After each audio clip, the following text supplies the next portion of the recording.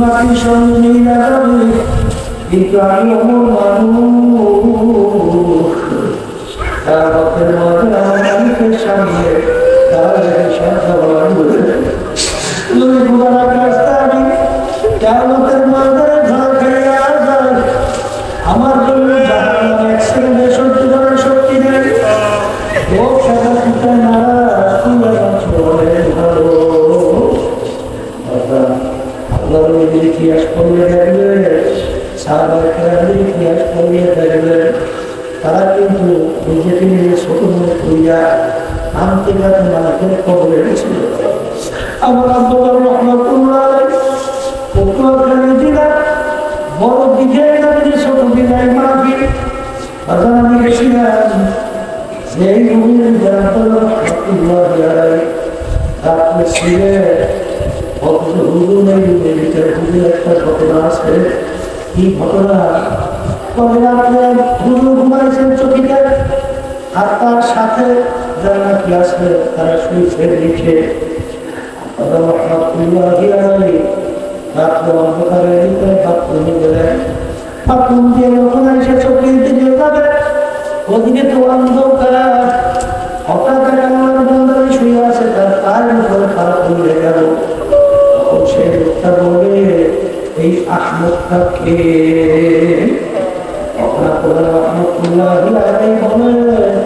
আহমদটা হল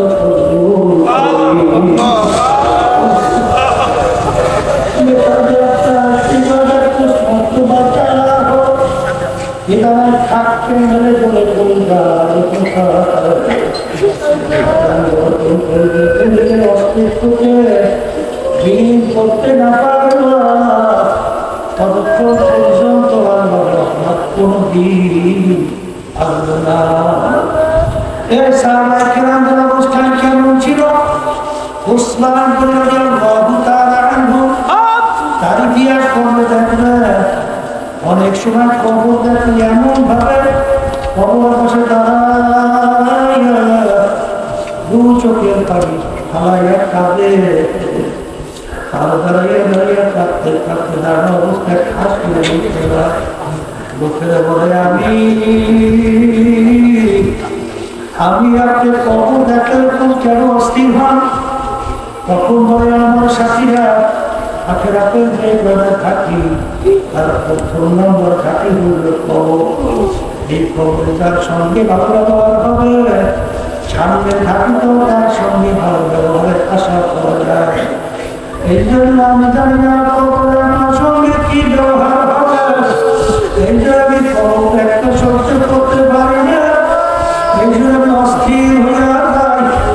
আমার প্রধান রহমাতুল্লাহ তার মুখে শুনছিলাম, আমার দাদা রহমাতুল্লাহ ইন্তেকালের আগে আগে চোখের উপর বসা আসি কবরস্থানের দিকে তাকাইয়া তাকাইয়া দু চোখের পানি পালাইয়া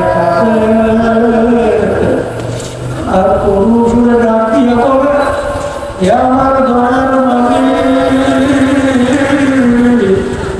আপনি যদি আমাকে মাফ না করে ওই অন্ধকার কবরে আমি আপনাকে থাকবো। কবরে বাকি নাই, ওই কবরে তো সাথী হবে, ওই কবরে তো টাকা ওই কবরে তো বিছানাও নাই, ওই কবরে তুমি মালিক আপন না, ওই কবর তো বাকি জমবে না, ওই কবরে তো বিছানা হবে। এই কবরে কান্দে আমার রহমাতুল্লাহ কথা শুনছিল। গাঢ় পাহাড় যখন দেখার জন্য দারুল রহমাতুল্লাহ বাবার কুদরত দেখতেছে, একটা গাছের গোড়ায় যাইয়া আমার দারুল রহমাতুল্লাহ আমল করেছিল এত বড় কেন করি। সাথীরা চিন্তা করো হুজুর অসুস্থ, হুজুর এত ধরে কেন কাঁদবে? বলে যখন সবাই হুজুর কি হইল, তখন দারুল রহমাতুল্লাহ গাছের গোড়ায় কতগুলো পাথরের দিকে ইঙ্গিত করে গেলে, দেখো দেখো দেখো এই পাথরগুলো আমার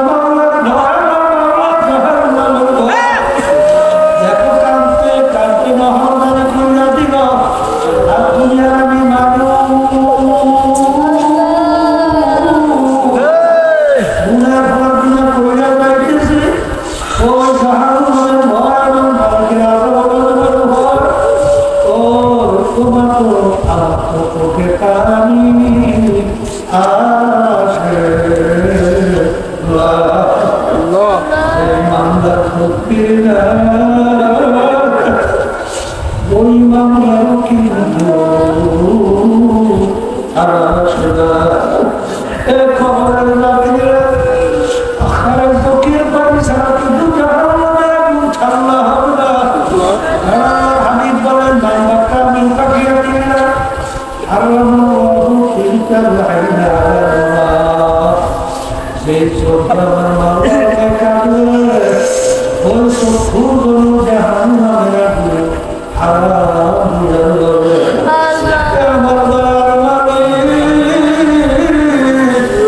আমাদেরকে কান্নাওয়ালা চক্ষু দান করে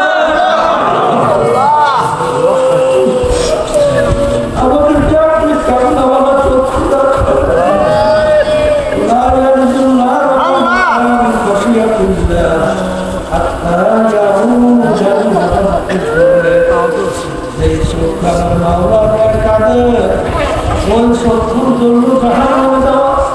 এরকম অসম্ভব যেরকম গাভীর বান্ধে ওই বান্ধের ভিতরে এরকম আল্লাহ বান্ধা বান্ধকে এরকম জাহান্নামে যাওয়া এরকম অসম্ভব মুসাফির বান্ধ কাঠুরি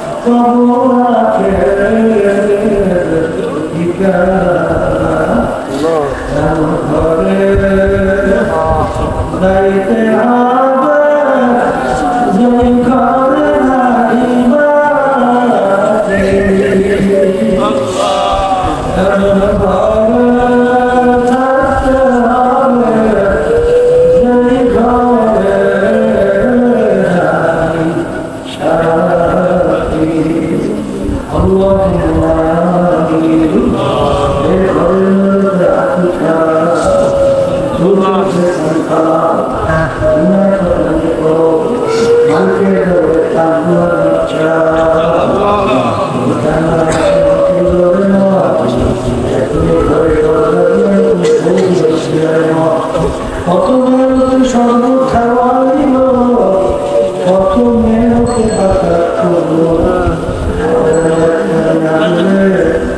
এই ঘরে দরজা দিয়ে